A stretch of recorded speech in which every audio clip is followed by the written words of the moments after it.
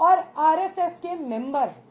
वो व्यक्ति आ करके पीछे से मेरे ऊपर इंक फेंकते हैं सर के ऊपर, और अपने इस क्रिमिनल एक्ट को जस्टिफाई करने के लिए वही करते हैं जो आरएसएस से एफिलिएटेड लोग करते हैं, और वो है धर्म का सहारा लेना। जय श्री राम का नारा वो लगाते हैं। उसके बाद वहां पे जो लोग प्रोटेस्ट में मौजूद रहते हैं वो उनको पकड़ते हैं और उनको पुलिस के हवाले किया जाता है। इस वक्त वो पुलिस थाने में ही है, उनका डिटेल्स लिया जा रहा है, उनसे बातचीत जारी है। इस तरीके की हिंसा जो आरएसएस और भाजपा के लोग लगातार छात्रों के आंदोलन को कमजोर करने के लिए करते आए हैं, इसके खिलाफ मैं यहाँ से बात रखना चाहूंगी।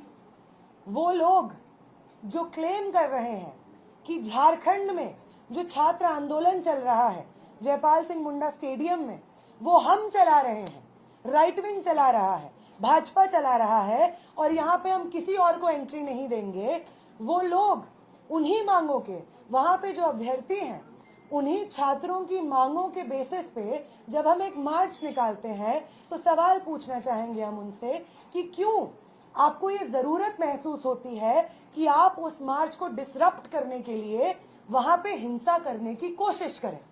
अगर आप छात्रों के आंदोलन के साथ खड़े हैं और सिर्फ अपनी राजनीति की रोटियां नहीं सेक रहे हैं, तो आपको इस तरीके के मार्च से कोई प्रॉब्लम नहीं होनी चाहिए जो हम निकाले हुए थे, क्योंकि उसकी सारी मांगे उन छात्रों के समर्थन में थी जो छात्रों की मांगे इस वक्त जयपाल सिंह मुंडा स्टेडियम में छात्र रेस कर रहे हैं। बहुत सारे अभ्यर्थी जयपाल सिंह मुंडा स्टेडियम से हमारे इस मार्च में शामिल हुए थे।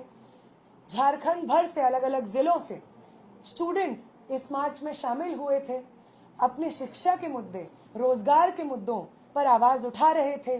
फिर क्यों जरूरी लगता है बार बार भाजपा और आरएसएस को कि वो इस तरीके से प्रहार करे छात्र आंदोलन पे? क्या उन्हें इस बात का गुस्सा है कि मैं और मेरे साथी उस आंदोलन में शामिल थे जिस आंदोलन ने उनकी पॉलिटिकल पार्टी से आने वाले शिक्षा मंत्री का इस्तीफा दिलवाया? क्या ये एक बदले की भावना से सुचारू रूप से वो जिस तरीके से ऑनलाइन महिलाओं को पकड़ पकड़ के बलात्कार की धमकियां, जान से मार देने की धमकियां दे रहे हैं, उन महिलाओं के ऊपर टिप्पणियां कर रहे हैं, 6 एफआईआर 15 साल की एक लड़की पे कर रहे हैं, इसी नफरत और बदला लेने के एजेंडे से क्या आरएसएस के लोगों को ये बात कही गई है कि आप जाइए और वो तमाम लोग जो जंतर मंतर के आंदोलन में शामिल थे उन लोगों के ऊपर इस तरीके की हिंसा करिए? ये पहला सवाल है जो मैं चाहूंगी प्रेस के माध्यम से हम पूछे, उठाएं।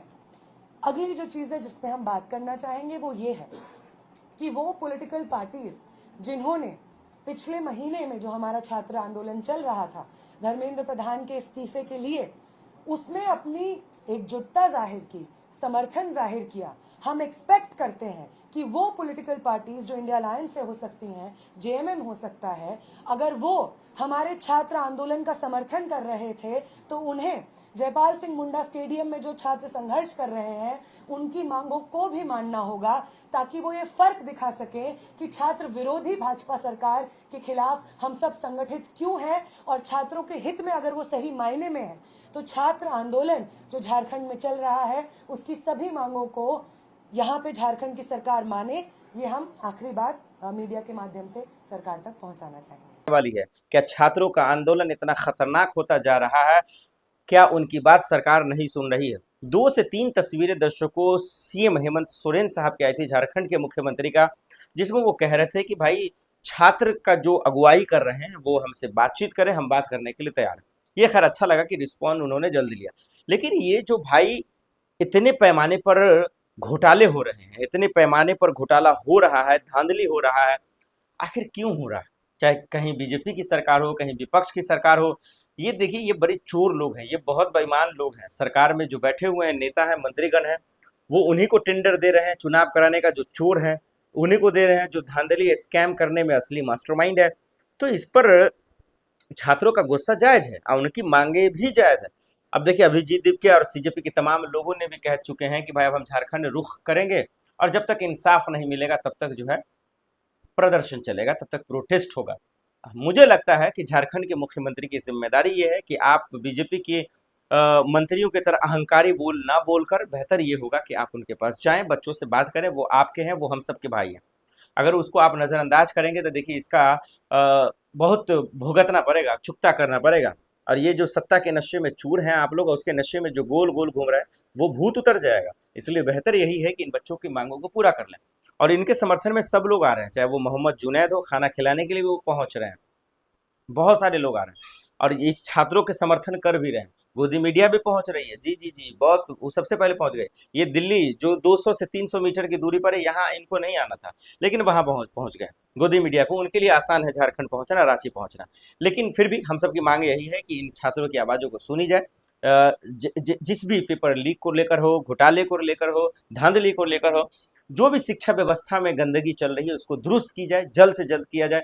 सीबीआई की मांग की बात हो रही तो उनको पूरा किया जाए, इस्तीफे की बात हो रही तो उनको भी पूरा किया, जो भी हो दिया जाए। ये देश इन छात्रों का, हम सबका है। और जो भी गलत करेगा, चाहे वो एग्रीकल्चर की बात हो, चाहे वो फाइनेंस मिनिस्टर की बात हो, चाहे वो एजुकेशन मिनिस्टर की बात हो या पेट्रोलियम मिनिस्टर की बात हो, जिस भी फील्ड में की बात हो, चाहे स्पोर्ट्स मिनिस्टर की बात हो, सबको अकाउंटेबिलिटी लेना पड़ेगा, जिम्मेदारी लेनी पड़ेगी। नहीं हो सकता है तो भैया ये आपको कमाने के लिए जनता ने चुना नहीं है कि अपना धन भरिए, अपने बच्चों को विदेश में पढ़ाइए और हमारे देश के बच्चे जो हैं ये कूड़े मकोड़े की तरह रहेंगे, ये कहीं से भी जायज नहीं है। तो छात्रों का आंदोलन चल रहा है, अमित शाह जी का इस्तीफा भी मांगा जा रहा है सदन में, सदन के अंदर, सदन के बाहर। राहुल गांधी की गूंज भी चल रहने वाली प्रयागराज, वो भी कैंसिल हो गया है। हालांकि अब देखते हैं उसके बाद भी कहा है कांग्रेस ने, राहुल गांधी और उनके सिपाहियों ने कि हम तो जाएंगे, दम है तो रोके दिखाओ। ऐसे में रोचक होने वाला है। लेकिन झारखंड के मुख्यमंत्री का क्या होगा, कि इस्तीफा हो जाएगा, बच्चों की मांगों को पूरा कर दिया जाएगा? कमेंट कर जरूर बताइएगा।